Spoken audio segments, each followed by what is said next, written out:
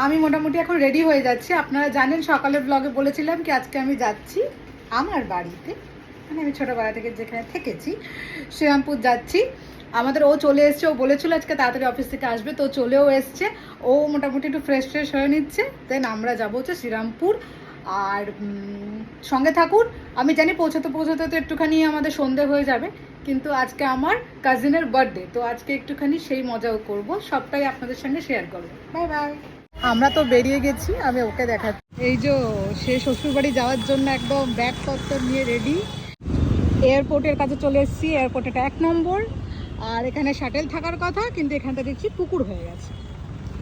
বাসে বসে গেছি, শাটেল পাইনি তাই বাসে বসে গেছি। বাসটা ফাঁকা আছে এখন, বালিহল যাবে।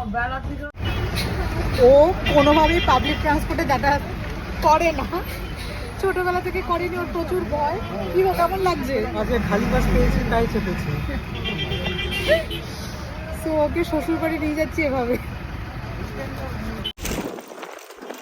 কি দারুণ লাগছে আকাশটা, আমি বাস থেকে মানে মুগ্ধ চোখে দেখছি। এইখানে যে রাস্তাটা হচ্ছে, এখানটা একটা ব্রিজ হচ্ছে, আর এইখান থেকে রাস্তা হচ্ছে ওই কল্যাণী থেকে পুরো মিলবে। এটা কল্যাণী হাইওয়ের সঙ্গে মিলে যাবে। এই দক্ষিণেশ্বর মায়ের মন্দির বেরোচ্ছি। সবাইকে ভালো রেখো।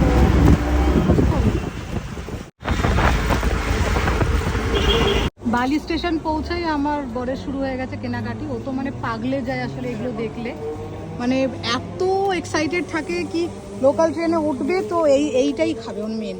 সেই সব কেনা হয়েছে, আচ্ছা কম কেনা হয়েছে। অন্যান্য সময় আমি যখন যাই আমি কতগুলো নিয়ে যাই ওর জন্য। ওইদিকে পাপড় আছে। পাঁপড় আছে, আবার পাঁপড়ও খোঁজ করে এসছে, পাঁপড়ও চাই ওরা যখন যাচ্ছে। আবার দেখুন 2খানা পাঁপড় নিয়ে চলে এসছে। আমি বললাম না, ও মানে এই লোকাল ট্রেনে চললেও সব থেকে আগে হচ্ছে কখন ও পাঁপড় কিনবে, কখন মুগ ডাল কিনবে এইসব। এটা হলো স্ট্রিট ফুড, স্ট্রিট ফুডের হচ্ছে ফেভারিট আইটেম। শুরু হয়ে গেছে, খুলে খাওয়াও শুরু হয়ে গেছে, তাই তো?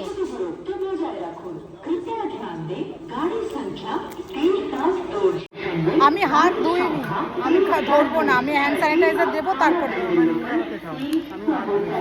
শ্রীরামপুর নেমে গেছি, শ্রীরামপুর মার্কেট দিয়ে হাঁটছি।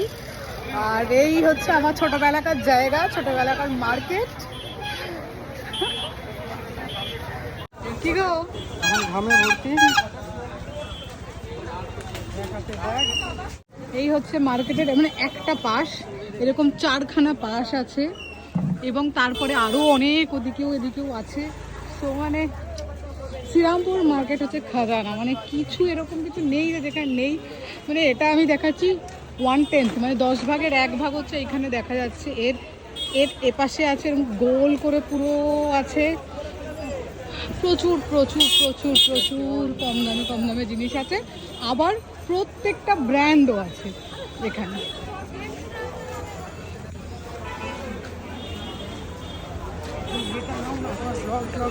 সো এবার চলে এসেছি আমাদের সেই জায়গায়, না লাবণীতে নয়, লাবণী থেকে জামা কাপড় কিনি ঠিক আছে, কিন্তু আমাদের চায়ের দোকানে চলে এসেছি, যেটাই আমরা সবসময় চা খাই, কারণ এটা খুব পরিষ্কার আর খুব ভালো চা করে। তো সেই জন্য আগে চা খাবো, তারপর বাড়ি ঢুকবো। রোগ হচ্ছে তো না, দিদি খেতে দিচ্ছে না, খেতে দিচ্ছি না। ডিম টোস্ট আর চা খাবো। ও বলেছিল কিছু খাবে না, শুধু চা খাবে, এখন বলছে ডিম টোস্টও খাবে, আর একটা সাথে বিস্কুট, আবার সাথে বিস্কিটও খাবে। বিস্কিট। ঠিক আছে, তাহলে দুটো স্পেশাল চা বলে দাও। চলে আসো আর ইয়ে করো, বলে দাও তাহলে। আমাদের ডিম টোস্ট রেডি হয়ে গেছে মনে হচ্ছে, হ্যাঁ চলে এসছে আমাদের ডিম টোস্ট। দাদা বানিয়ে দিল একদম গরম গরম, আর কাকু এখন চা বানাবে, স্পেশাল চা দেবো। সো আমরা অ্যাকচুয়ালি এই নিতাই চায়ের দোকানে আসি কারণ এটা আমাদের একটা নস্টালজিয়া। আমরা বিয়ের আগে যখন বেড করতাম তখনও এখানে আসতাম, মানে ও যখন শ্রীরামপুরে আসতো। এখন যেহেতু বিয়ে করে কলকাতায় চলে গেছি, খুব একটা আসা হয় না, কিন্তু যখনই আসি তখনই আমি এই চায়ের দোকানে আসি, মানে আমরা দুজনেই আসি আর চা খাই। তো আজকে চা খাবোই বলেছিলাম, কিন্তু তার সাথে ওর এখন ডিম টোস্ট খাওয়ারও ইচ্ছা রয়েছে। চাও ভালো। হ্যাঁ, চাটা খুব ভালো। আপনারা শ্রীরামপুর আসলে লাবণীর পাশে দেখবেন খুব পরিষ্কার পরিচ্ছন্ন, চা খেয়ে দেখবেন, স্পেশাল চাটা খাবেন, খুব ভালো করে। হাফ শেষ। শেষ? হাফ খাওয়া হয়ে গেছে, আমি এখনো এই খাবো একটা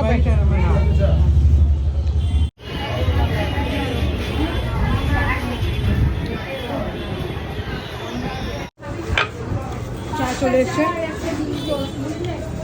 এই পিসটাও আমার জন্য রেখে দিয়েছে, কেননা এই কালোর জিনিসটা এটা ওর প্রিয়, তা আমি ওকে এইখান থেকে এতটা দিয়ে দিই, সেই জন্য আমারটা ও আবার ওর থেকে আমার এই মিডিলের পোর্শন রেখেছে।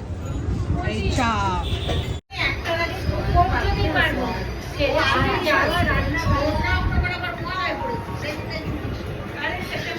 দোসরা অক্টোবর বলছে মহালয়া, 2রা অক্টোবর একবার তো বার্থডে দিন পুজো দিতে যাই, তার মানে এবারে কেলো হয়ে গেল, কারণ মহালয়ার দিন এত ভিড় হবে মন্দিরে।